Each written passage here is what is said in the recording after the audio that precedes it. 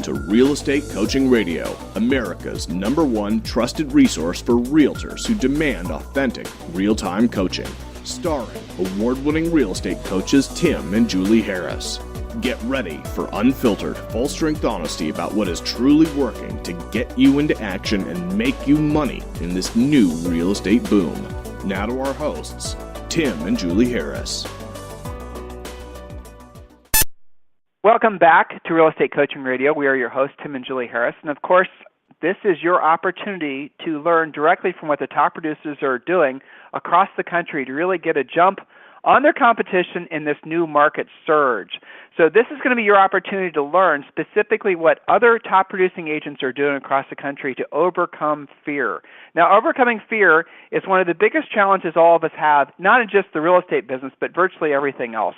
So when you really get down to what fear truly is and how you can wrap your mind around how to, frankly, make it so that it no longer is an obstacle to you on a day-to-day basis, well, that really does change the course of your entire life. So this is the second of our two-part series on live a fear-free life, 5 steps to overcoming your fears. And today we're actually going to get to those 5 steps.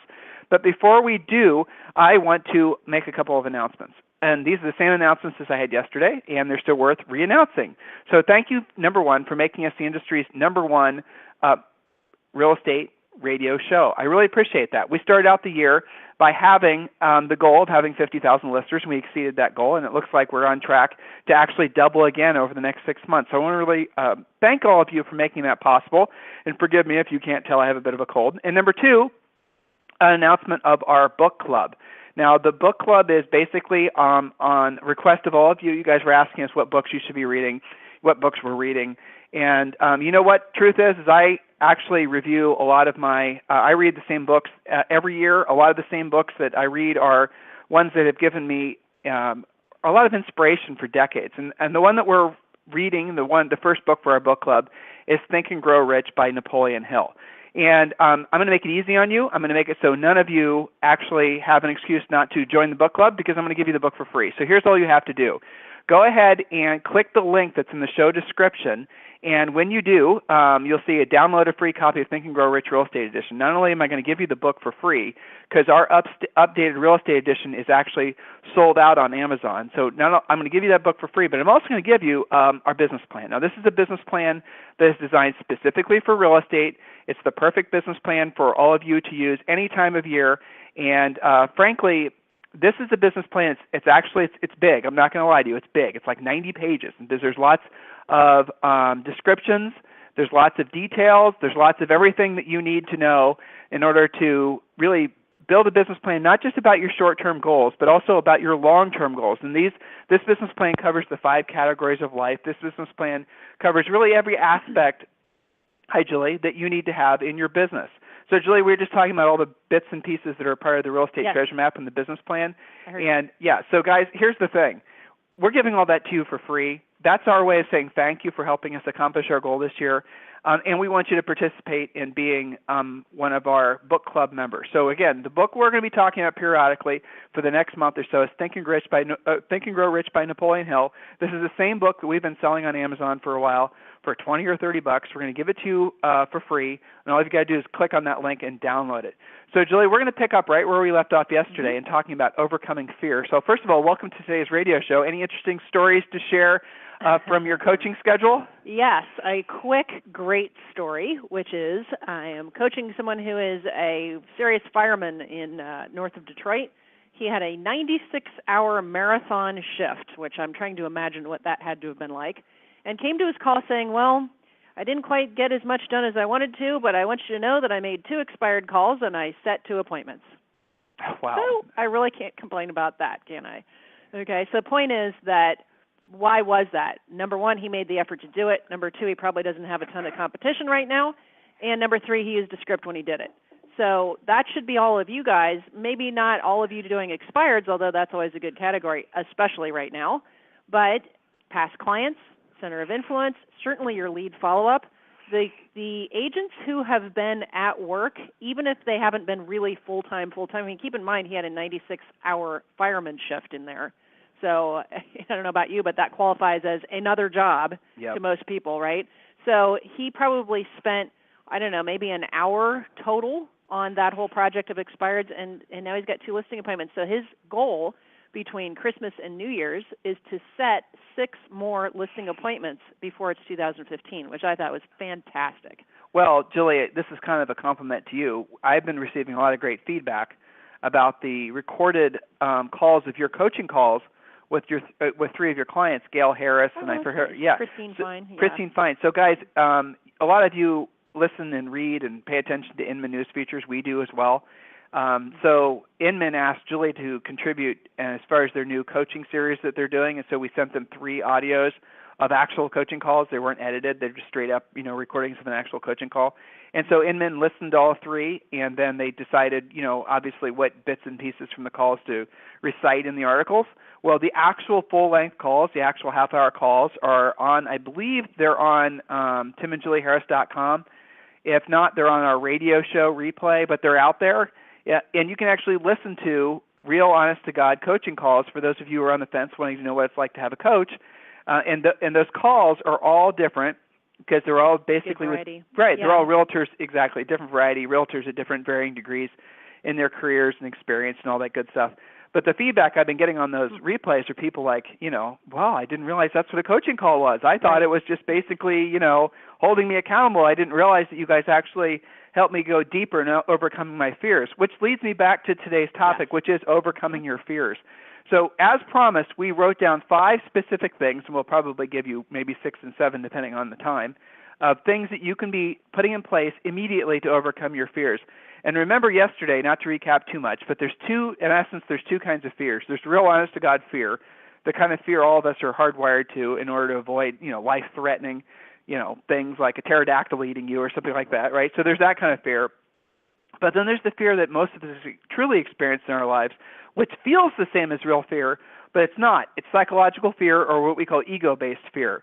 Those ego-based fears are the fears that hold you back from actually hitting your goals, from actually picking up the phone, from actually, Julie, this runs me full circle. Ron, in case you're listening today, I'm not going to use your last name, but one of my coaching clients was citing your coaching call that he listened to with Gail. And Gail had not been prospecting or trying to call expireds for as long as Ron had. And Ron listened to that coaching call, and he asked me this question. He said, so I listened to that call with Gail, and, sure, she's a bright, talented gal, but I don't really see that she has necessarily any advantages or disadvantages that I don't have, and yet she's actually picking up the phone on a regular basis and clearly getting results, and that inspired him to do the same thing. So the moral of the story here, guys, is there are specific psychological things that you can be doing to help you overcome these fears so you can actually get into action. Because ego-based fears are all made-up fears. They're not real. And oftentimes those ego-based fears, we didn't choose them for ourselves. They were assigned to us. So you basically got the fear or essentially it manifested in yourself from somebody else. I know that's a little obtuse for some of you, but most of you get the concept of what I'm sharing with you. Like, for example, just for the sake of staying on the topic of over-the-phone prospecting, not that that's the only thing we coach you guys to do, but that's the thing that gives most agents the most fear and anxiety. And since this call today is about overcoming your fears, let's talk about that. So where did your actual fears about calling, say, for example, a for sale by owner come from? It probably came from other agents. It probably came from other agents poisoning your mindset and leading you to believe that all for sale by owners eat their young. I mean, right, Julie? Right. You hear that a lot. It's either that, they've been tainted by other agents who almost always are good at listing for sale by owners and just don't want you to know about it. We used to call that the secret society of FSBO-loving agents. That's right. Or it is based on the agent's limited experience. They door knocked one, they might have hit the jackpot. The for sale by owner, the unrepresented seller, had a bad Monday and you hit the jackpot. So you have deemed, based on one experience of a total of 3 minutes, that all for sale by owners are difficult. So it's either agents tainting their mindset and creating the fear on purpose, or it's based on the agent's limited experience themselves. So I always tell agents like that, you're not really at this point qualified to make a judgment call on something that you really don't have any experience on. And well, so that goes towards the whole fear thing, right? We're real estate coaches. We're business coaches. So our primary objective is obviously to make you guys the best real estate agents you possibly can be. That's our primary focus. But if you think about it, virtually everything that we're going to share with you and ever have shared with you as personal clients or on the radio show, it's scalable to other aspects of your life. It's not just, okay, well, this is good information for the sake of making more money. This is good information for the sake of having a better life. So with that in mind, let's get to the point number one of ways that you can overcome your fears. Miss Julie? All right, perfect. So how to overcome your fear. Number one, know the difference between real fear and ego-based fear. So become aware of what you're actually feeling. What triggered that physical and mental or emotional response known as fear in your mind? And make the distinction between that kind of fear or anxiety you're feeling. Is it for real? Is there something that's really about to eat your lunch? Or is this just manufactured in your mind? So know the difference. Number two, recognize fear in its other guise or its other disguise known as worry. This is the twin sister of fear. While it might seem a little more socially acceptable, it's entirely ego-based. So it's not any less toxic. Worry and fear are just as dangerous. Julie, go ahead. Let me jump in there. Sure. Because this is really worth mentioning. Oftentimes, all of us are wrought with fear, health fears, financial fears. And so, full disclosure, from time to time, I will start manifesting in myself little fears of something. You can pick whatever it is. It doesn't really matter. It just little spikes of fear. And for the longest time, I'm in my early 40s, but for the longest time, probably until I was really truthfully in my maybe early to mid 30s, did I start realizing that that even though I couldn't control, and Julie touched on this, I couldn't control that initial spike of fear. What I didn't realize at the time, but I do realize that now, is that I can control what comes after that. So the thing to keep in mind is, generally speaking, we will all have more fearful thoughts about health, thoughts about finance, thoughts about all those types of things when we're experiencing other anxiety. And the root of that fear, if you guys really want to drill down on this, is your subconscious mind, your ego mind, telling you that you can't handle it. Now, I want you to think about that. The last time, maybe it's now, we're feeling a spike in fear and anxiety in general, and there's no particular reason. Remember, this is ego-based fear. Right? There's not a Tyrannosaurus Rex looking for you to eat you, okay? So this is ego-based fear. And let's say it's ego-based fear that's causing you to feel anxious about fill in the blank. I don't want to assign you guys any fears, but all of us experience this. It's normal. It's part of being human. Well, you don't know where that fear came from or what manifested it, but chances are you have a spike in those types of anxious moments when you're in a stressful, obviously when you're in a stressful time of your life, but when you're actually have a lot of responsibility. So maybe it's a responsibility of family, maybe it's a responsibility of business, maybe it's a responsibility of you're trying to solve a financial problem for yourself. Some of you guys are paying debt off, some of you guys are paying taxes off. Some of you guys are on the other end of the spectrum and you're saving for a Ferrari. I have several clients that are saving for, Ferraris, which, wherever it is. But we can manifest these little spikes in fear, and that fear then starts to become little seeds of self-doubt. That is all based back on the same exact thing. So if you find yourself on WebMD too often, early warning sign. Early warning sign. If you find yourself, thinking there's something wrong with you, it's probably your ego-based fear getting out of control because essentially it's trying to say, hey, listen, Bob, no, don't try that. No, Bob, don't try to earn more money. Don't try to do this. Oh, you can't handle it. It's all this little, self-defeating talk that goes on in our heads. Whatever you do, don't chase that rabbit down the hole. Don't try to figure out where that thought came from. Don't try to analyze it. Don't try to Dr. Phil yourself. The reality of it is we all have those thoughts. We all have those fears. It's not actually known. Julie and I have read about this and talked to people about this. It's not actually known why we have these occasional negative thoughts that pop into our head. There's different people that have different philosophies and theories on it, but the reality of it is all of us suffer from it.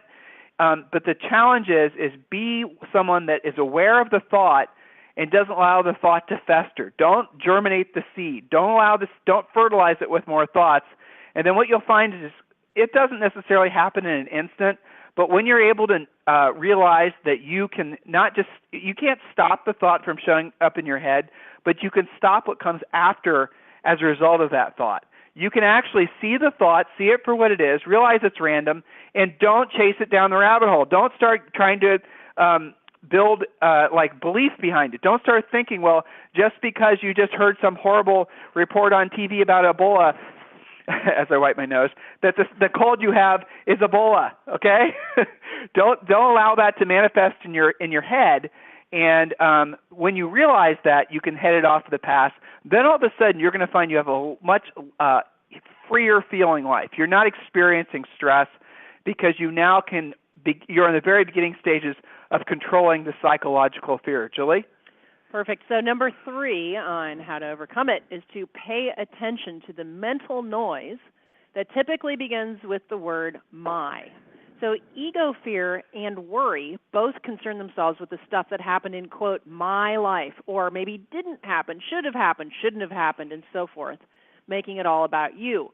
It concerns itself with my future, what might happen, what should happen, what couldn't happen, all of these things that get you spinning on the word my. My may make you feel empowered in the moment, but eventually my becomes isolating. It cuts you off from the collective spirit of support, abundance, and generosity. Yet this is how most people live their lives almost continually. So when the word my arises in your mind, that's an early warning sign. That's a cue for you to take a moment and listen to the surrounding statement. Is it charged with ego, fear, and worry? And Tim, I don't know about you, but I do hear this on coaching calls all the time. I would do this, but my experiences, this one time when I did this, my's and I's are very indicative of someone who's not focused on being of service to others. Well, so Julie, you're going full circle on that. How to head those off at the pass. Mm-hmm. Those those self-directed, ego-based thoughts that lead to fears and doubts. Mm-hmm. Again, going back to Ron, I'm sorry to use you as an example, and I hope you're listening, but to go back to Ron's call today, he listened to your interview or your radio. Listen to me. He listened to your coaching call. Thank you. And he listened to yesterday's radio show, and he actually put 2 and 2 together. Mm-hmm. After I told him for the better part of a year that basically all of his fears were essentially rooted in psychological fear, in other words, in ego. And he's finally able now to see how he's allowed that to manifest in his life. He's not building his business at the rate that he thought he would. He's allowing these self-doubts to become, actual manifest in reality in terms of failure in little aspects of his life. And I think he's really going to turn the corner now that he's putting all these pieces together. But guys, these psychological fears, they're all choices. That's the thing you guys got to accept, is you're choosing, especially after you listen to this radio show, especially if you're one of our coaching students. If you're working with Julie or myself or any of our coaches, and we review this information with you, after you have this in your head, if you choose to continue to allow psychological, ego-based fears to run wild in your mind, it is your choice. So, think about that. It is your choice to allow yourself to still feel that way and live that way. Once you accept the word choice, once you realize that it's a choice, it's not just something that's been imposed upon you, it's not something that you can, it is something you can change, your whole world view and your whole world outlook on virtually everything and what you're capable of doing does truly change. If you look at, Julie and I read biographies and autobiographies, and we just consume, that type of thing constantly. And one of the things that you'll see constantly is that anyone who's ever achieved anything in life has gone through the same exact process that we're describing for you guys. And I would venture a guess that the vast majority of you have been on this path before and understand what we're trying to help you with, and we're not really showing you anything new. We're just reminding you of something that you've always felt intuitively. So, Jules, what's the next point? Point number 4 is to observe your thoughts of fear and your physical reactions to them. Here's the key to overcoming fears. Don't fight them. Why? Because you're not going to win. But don't punish yourself either, thinking that you'll never rid yourself of fear. Instead, observe your fear. In the East, this exercise is known as the witnessing presence. When you observe or witness the conversations in your own head, as well as the emotional reactions to those conversations, you put a distance between you, the real you, and the you who is upset, the ego self, by observing. So this distance creates a space of peace, or what Zen Buddhists call the space of no mind. As you make this your spiritual practice, the space will widen and your state of mind will increasingly relax. Your fears will disappear too. So Tim, in real estate, oftentimes this just means taking a breath before you react to that voicemail another agent left you, taking a breath before you try and get somebody to reduce their price because you know that's going to be a tough conversation, slowing yourself down, saying, why do I feel nervous or fearful? Take a breath, observe what's happening, realize that that's not the real you, that's the business you. Put some space between it, and then you can deal with what's happening. So actually observe your thoughts of fear and physical reactions to them. What are your thoughts on that, Tim? Well, that's basically it. When you can feel the initial pang of fear as it manifests inside of you, and you can see it, and then you can observe how you feel. You become the observer of the action of the actual fear entering into you, and then you observe how you were about to react. In other words, you're starting to feel that fight or flight thing kick in. Guys, literally the first time you see that and feel that happening in your inside of you, at that very point, at that very moment, you've really transcended the ego. And that is a magical moment. When you actually, for the first time, when you actually have something that would have before caused you a great deal of anxiety and fear, and you see it manifesting and you observe the feelings festering, and then you make the decision, how do I actually want to react to this? Is this real, or is this basically just psychological ego-based fear? And of course it is. And then you decide not to react the way that you were about to react. You don't actually succumb to your ego-based fear's reaction. At that point, you are transcended of the fear thing inside of you, and you now can decide from here forward for the rest of your life. And really, guys, it only takes it to really happen once. If you have this happen once, and I'll give you another, for example, and this isn't necessarily the same, it's in the same realm but not in the same bucket as overcoming fear.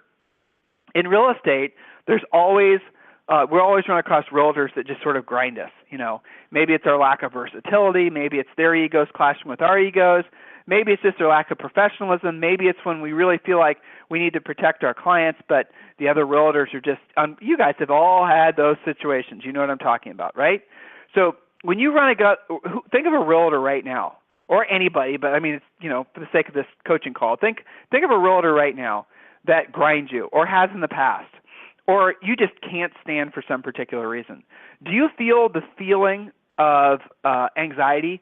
Of almost, it's not the same exact feeling of fear, but it kind of comes from the same place. Do you feel that welling up inside of you? Somebody that gives you anxiety, somebody that kind of grinds you, makes your teeth itch, right? So the interesting thing is the feeling you're feeling right now is ego. That is the very essence of an ego-based psychological fear. Whereas before, what would have happened? You would have reacted to it. You would have allowed your ego-based fear to essentially drive it, hop in the driver's seat and start steering and shifting the car, and your behavior would have been not really truly been in your control. It would have been in control of your ego. Your thoughts, what you would have done. A lot of us slide down these slippery slopes, and they can last for years. We don't realize that we're spending money, we're doing things in our businesses out of ego. We're buying ads, we're buying billboards that don't really generate business. Why? Because we're feeling fearful, or we're feeling competitive in an ego way with somebody else, if just for no other reason than their ego is feeling competitive with ours. You see? The whole thing is really, guys, at the root of all this is truly ego. So the same as with fear. When you're around that person that makes your teeth itch, and you might have this happen over the weekend, that's great. Over next week, over next month, just remember this. When you're around that person that for some reason that person and you just don't quite click, and you kind of want to, punch them in the head, look for that feeling. And then what I want you to do is I want you to look at it. Almost like you're taking the feeling out and you're putting it in your hands and you're tossing it around like a ball. And you're looking at that. That is your ego. Now what I want you to do is I want you to let it go, because you're not going to react to it anymore. You're now going to be in control of what happens next. You're now going to be the decider of your own destiny. You're going to be the one that decides the results that you're going to get. When you can understand this, and when you can, the word control is probably too strong, but when you can observe it, and then when you can choose how you're going to react to it, at that very moment you really literally do transcend your ego, And you can then start thinking at a higher plane, which gets to the fifth point, Julie. Okay, so the higher plane and the fifth point is realize that it's going to take practice. Relaxing your mind actually takes repeated effort. However, people who discipline themselves in this regard will know that the peace that passes all understanding, as St. Paul put it. Observing your fear is the dissolution of fear. It is that simple. So we encourage you to practice it over and over and see for yourself what happens. I see this, Tim, amongst our most, I don't know if I want to say well-adjusted, but most versatile, most conscious, most... I like well-adjusted. Present. Well-behaved. Well-behaved, because it does take effort after all. Yeah. But our agents that have worked on this, our coaching clients that have really been conscious of this, they have more success with their clients, with dealing with other agents. They tend to have more of a calm about them. They don't come unglued as some of the other agents do. And I think of them really as leaders in their marketplace for being that way. So, Julie, I have a question. Sure. Would Colette mind if we used her as an example? I'm guessing not. No, I don't think so. So you have had Colette McDonald, who's the number one RE/MAX agent, as a personal coaching client, in Atlanta for a long time. Right. Right, and her business is, you guys have really, obviously, she's doing phenomenally well. Yes, we've gone from $8 million to $35 million in volume in about 3 years, and her goal next year is $50 million. Right. So, yeah, she's doing good. Well, so what you guys coaching clients, maybe I shouldn't be saying this, what you coaching clients don't know is Julie and I's offices are obviously very close. Where we coach is very close, and we'll often listen in on each other's coaching calls, and I always enjoyed listening in on Colette's coaching calls with Julie. I mean, Colette's fun. She's just hilarious. She's smart. Yeah. She's awesome. We love her. So we've helped her build her team. We've helped find some of her staff. I mean, this is she's a great gal. So for the first Julie, year, you were having calls where you were essentially talking her off the bell tower of wanting to sniper at her. Her the people that were making her teeth itch. I mean, right. so that she didn't realize she was caught in this paradigm of psychological ego-based fear that was causing her to manifest, bad behaviors that weren't resulting in closed transactions. As soon as she was able to put that in her rearview mirror and at least come to terms with understanding and seeing it and feeling it when it was manifesting inside of her, that's when her business took off, almost simultaneous, right? Very true. And it's also when we started to feel some of the stress melt away from her transactions. Well, she started making more money. She started saving more money. That always helps. Yeah. Well, but it's all part and parcel, though. I mean, it's all related. Yeah. Well, because one of the things that manifests from having that more ego-based approach where we flare up and we react and we take things personally in real estate, because it's easy to do. It's stressful enough, and then you have some other agent barking at you. One of the things that happens is it affects everything. So, for example, she wasn't calling people back with the urgency that she does now, because it was a combination of, maybe she said she didn't want to bug them, but really it was because she didn't want to be bugged. But when we put it in the context of being of service to that person who's asking for your help right now, and we reconstruct that philosophy, of course she ends up making more money. She's taking care of people at a higher level. It just makes sense. Yeah. She's a good example of that for sure. Well, so one of the founding principles of our coaching program is the fact that we're of service to you guys, and that the highest and best, really the truest purposes of all of us on this planet is being of service to each other. Now, that does not mean that we are supposed to sacrifice profit and run nonprofit businesses. Actually, quite the opposite. So the style of coaching and the way we think and the way we help our coaching clients to think is that when you're of service to other people, when you're truly providing a high level of service to somebody else, and you can have it in the form of selling them a product or performing real estate service or a coaching call, for God's sake, and you do it at a high level with enough people, for enough people, there really are no limits on what you can experience in life, what you can buy in life, the lifestyle that you can have. And one of the number one things that if you really want to have your business go to the next level is you got to identify, at least start to recognize how your ego is holding yourself back from success.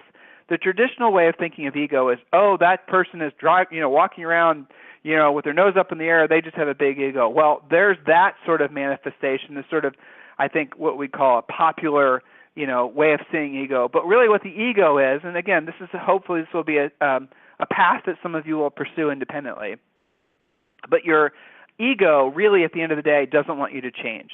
Your ego wants you to stay the same. Your ego wants you to feel fear. Your ego wants you not to learn that listing presentation. Your ego wants you not to use that pre-listing pack that we give you. Your ego wants you to have absolutely positively never called for sale by owner, or as we like to call them, unrepresented sellers.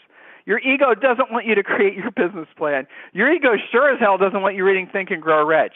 Your ego doesn't want you doing all the very things that your conscious mind, when you're having a nice conversation with somebody else, that you have to do in order to, buy that new Jaguar or pay your house off.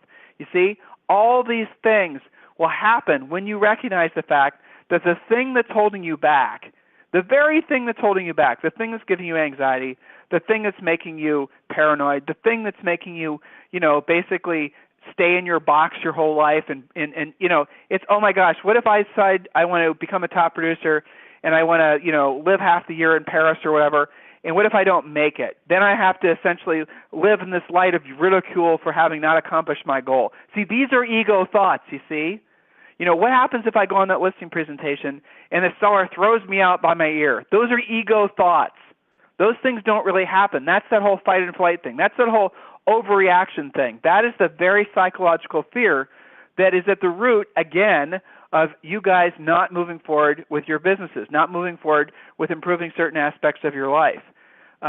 Hopefully, in these last 2 radio shows, we've helped you to understand that this is absolutely something that you can, just by listening to our radio show, step by step, we've given you great detail and techniques on how to do it. Listen to the last one, listen to this one, obviously listen to hundreds of others that we've done. Now, on this particular topic, we talk about just about everything, as you guys know. But when you actually drill down on this, now here's another funny thought. How many of you are listening right now, and you're only half listening, or 10% listening, and you're, oh, I've heard this before. Oh, this isn't for me. Oh, Tim and Julie, I don't know what they are. It doesn't quite click with me. Oh, that's not my learning style. Oh, blah, blah, blah, blah, blah. That's your ego, because your ego doesn't want you to listen. Your ego doesn't want you to change. Your ego doesn't want to be proved wrong. Okay?